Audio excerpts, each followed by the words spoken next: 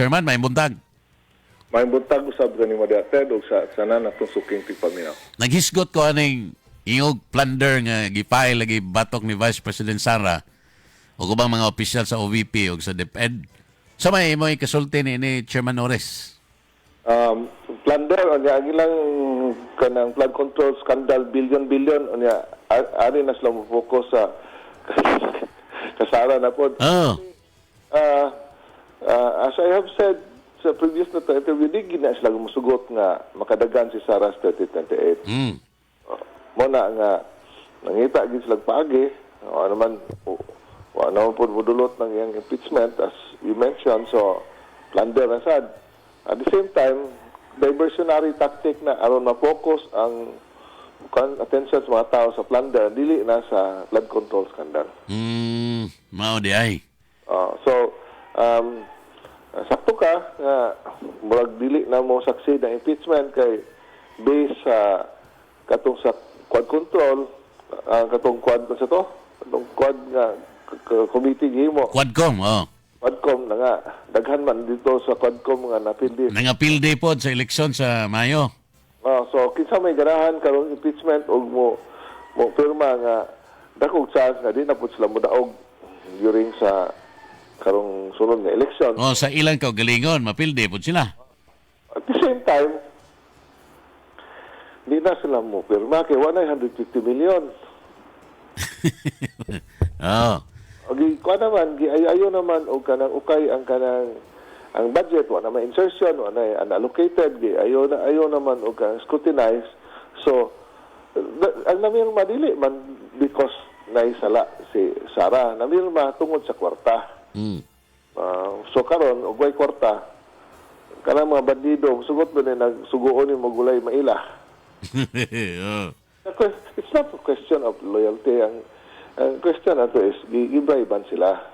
So, muna nga, wala na kay-bribe, muna gingon nga, what's in it for them?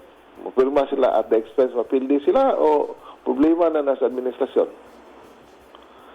So, di na gid sila mapirma. At the same time, panik mo na Ted kay kanang gasigi nag-reach out ni VP ang presidente. Mao ba? Sa kinsa lang suguon. O niya, ang sulti ni BP, nabudol ako nila sa 2022, pabudol ako mag-usap, so wala na gid siya entertain na. That's how desperate Malacanang is. Mura nga,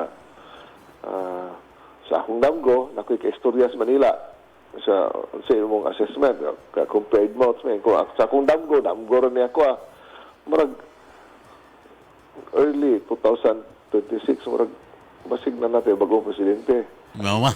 Ang iyang sulti sa ako, kay Pamanis Manila, kanang tao, personahe, kanang close ni sa both sides of the fence. Na siya mamigo sa both sides ng mga politiko, no? Kalyado ni BP. Iyon siya ako. Ang akong assessment,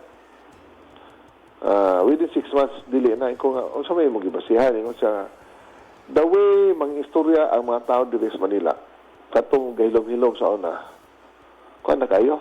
Bukal na kayo? Vocal. O niya. Na yung mga tao ko nung wasa mag-expect nga muna ilang sentiments, na-shock siya kay ilang sinultian na mura og sympathetic diri towards ni dili lang sympathetic towards ni BP Sara kung dili kuha nagyod kanang bukal na kayo istorya na ko nga mura na imong basis kay baka sa tubag isira ng gripo Na. sa may gimini mo sira gripo wala na sila insertion, wala na tanan. So, unsa pa may ilang agapon. Ang katong gripo pagsira, uhaw na ang katong mga tambaluslos ng mga politiko nga ning laban, not because ganahan sila sa administrasyon, kundi tungod sa kwarta. Usa kay sa emplo diha, imo naman ang gimension nga sa una ang kanang mga progressive nga grupo kanang left bukal kay karon abogado na ni mga bugar na ni BBM Not because ganahan sila, because kibaw man tayo silang ideology, di man ginimao ni demokrasya, komunista man sila. Sige sila aliluya, kay kasi grabe yung dawat nila, 40 billion po nang ina-insertion. Nagkalig-on ilang grupo, ilang organisasyon, panahon ni BBM kay EDCAG, undang, sige hatag o kwarta, marag nakig-alliance, no? So, karon makig-alliance pa rin sila, buka naman kayo. Sige naman sa criticize. Yeah, tinuon na. Sige na-criticize bitaw karon. Wala may kwarta. So, na karon nga, gikontrol sila kwarta, gisira ang gripo ko, no? Karon gisira ang gripo, peligro na sila. O niya, kanang istorya nga, kasi reach out, is a very good indication na palubog na yun. Plus, Ted, di na mo tubag si ma'am tawag. Daghan na kayong mga politiko nga kung isulti mo ba nga ang mga chance passenger. Alagi. Oh. Labi na siguro paggawa sa tong survey nga 33% gihapon si VP Sara o niya si Rafi Tulfo nga giingog mo dagag presidente. 12 ra? At malagi na nga gabi ka nagdaghan na kayo ni reach out daghan ang gusto mabali. Positioning para sa 28 or kay bas lang di kabot og 28. Di ba nanay mga ako lang di lang kay kumusalig anang sa mga news kay usahay di bitaw klaro murag ka contemplate na pud si Lacson nga mohawa sa Blue Ribbon. Unya tulo na may nanghawa sa ICI. Yes.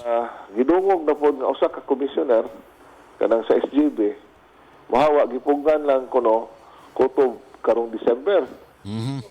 So may mong tanaw ang ICI nga nangahurot na magpang-resign.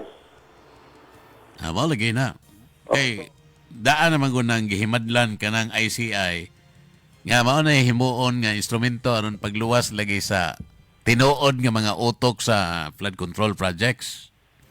Sa mga insertions. And maybe kanang mga commissioners nga nang resign karon naka-feel na sila nga mao gyud na ang tuyo. Mao gyud na ang purpose anang creation sa maong komisyon. Para to cover up. Pag-cover up sa tinuod nga mga culprit. Nya karon kay nakasabot man si Saldico nga siya giduot and his days are numbered. Aning kanta nag-long play. Karon akong tanaw ng timing lang na si Saldi kay kanang Pasko man. Ang tao focus man sa holiday, no? I think sa January na sa another bombshells na buhian nga very damaging kayo. Ibong tanaw ng secrets ang surya nagkagrabe ang mga kada revelation niya. So I think karang ipagawas niya aron karong next month o makapaabot pa siya next month bugat yung kaya na. Pero tanaw ni mo kining plunder nga gifile against VP Sara karon chairman kay ang grupo ani nga ni file mura man ni og di po ni mga pro Marcos nga grupo kay pananglitan kini si Shelo Magno professor man ni resign man sa budget department, di ba? Usare kung sulti mo pink pare Magno ang pink kay di lagi makatugot ang pink nga si Sara mo mupuli ni Marcos. So kini initiative ni sa mga pinklawan. Kay ipahumot nila ang ilang manok at the same time ilang ipabaho si Sara. Marag last hura sa pink kay marag wala na sila support sa Amerikano. Mao ba? Kay ba na bitaw kanila Amerikano nga wala man na sila maghuna na ilang interest. Natural. Inana nakabaho si BBM. Madalahig sila ini kalunod ni BBM. So I think bunay desperation move sa Binglawan kasi I have said na influence atong mga kaparian o kaning pink o sa nagamit po nilang let sa kanang anti-Duterte nga kanang movement, no? Resign BBM o Duterte sa mabot ni Sara nga may pa-resign on. So kuan maguted, makabasa ng mga tao, kanang ilang tanan lang buhaton, dili na bitaw, nakita na ang ilang motive. So, dili na bitaw ingon nga, natago pa. So, ang mga tao, dili na nila mailad. Mhm. At the same time, mo na buhaton ang administrasyon nga credible pa sila. Ano yung mutuo nila sa pa ilang sulti. So, dapat usa nga problema tayo nga murag karon ambot og tinuod lagi kay kanay mag-usahay ni sa mga sa magawa sa internet na tinuod ay dili medyo nagpanik na po ang ICC. Mhm. Then, tanang kwarta mo gawa sa administrasyon, ni agi gina ni Saldico. Diba? Okay. Budget, Karon, og kanang gibribe kunuhay nila, kaya may issue nga gibribean ginang ICC kay sa ka-illegal sa gibuhat sa Pilipinas, sa gatong gobyerno, ilang ang ginawat. Gidawat. Ilang sa ilang rule, di man pwede nga dili ay hatagag yung kagulay abogado, di mahimog dili sa kanang medical check-up sa Pilipinas, dili mahimog walay local court mag-validate sa warrant. At ginawat nila. Karon, muna nga kusog ka na istorya, na pa istorya, even ikaw, nakaibaw nga, nangayog pila to ka trilyon si Tamba, aron mapriso si Digong o mapapa-impeach si Sara. Karon, o na-resibo si Saldico, kabahin niya na. Na. Sa may tabo sa ICC. O nga, nakoy na-meet hapon, debated, sa pesta man sa buhay, di ba? No? Nga, nasi amigo sa DFA sold sa Netherlands. Long before gidakos Digong, sige na sila gadto. Na si Rimulya, daghan ang taga DOJ, sige nag-adto dito si istorya. In fact, mabisita unta siya dito. Kanya gina siya ay sa karon i-move og 1 or 2 days imong travel dire kay nito sa Europe kay napang taga DOJ dire. Motong ang iyang konklusyon, dugay ra kay nagiplano. Giluto na din giluto na din daan to ang pagdakop ni Digong. Kay nga nung balik mga tawang taga DOJ dito. Hasta sa Rimulya. So, muna ingon siya nga, ako, kanang, pagdakop ni Digong ko, ingon siya nga, mo de, ito, konklusyon mo din, sige na silang ari dire. Sa ato dito sa Hague, kay, di ko na di, ilan ang giplano na gini na kuan dili na gini kuan. So ilang initiative ang ingon. Initiative din sa Pilipinas kay ngano balik-balik man sila dito. Unya magawas na tanan ni Saldico. So may tabo. Mosamot og gusto kong mga tao Ted. Tinood na. Hero nila Digong unya ilang ginana. Unya so may image pa anang kuan. Pida no? ICC. Pideng kalawom aning kuana day kining maong duwa day ugwa pa ni matribukar karon ba? Unya. Kuan pa kanang involved pa ang kinadakuang kwarta sa gobyerno. Just because of their own political whims kinta. Kanagong sa una Ted, Paita, no? wala ng 10% sa mayor, mga usa diha. So 60 the worst 50% ato gid sa project. Nga karon 13 na lang nabali naman imbes kay ang sa project 60 70 20 na bala sa project 70 man kawat. So may project kana. Apil naman sa nangawat ang mga pulis. I mean, kana bang gatekeepers ba? For example, kanang taga DBM, kanang taga KUA. Apil naman. Mo na.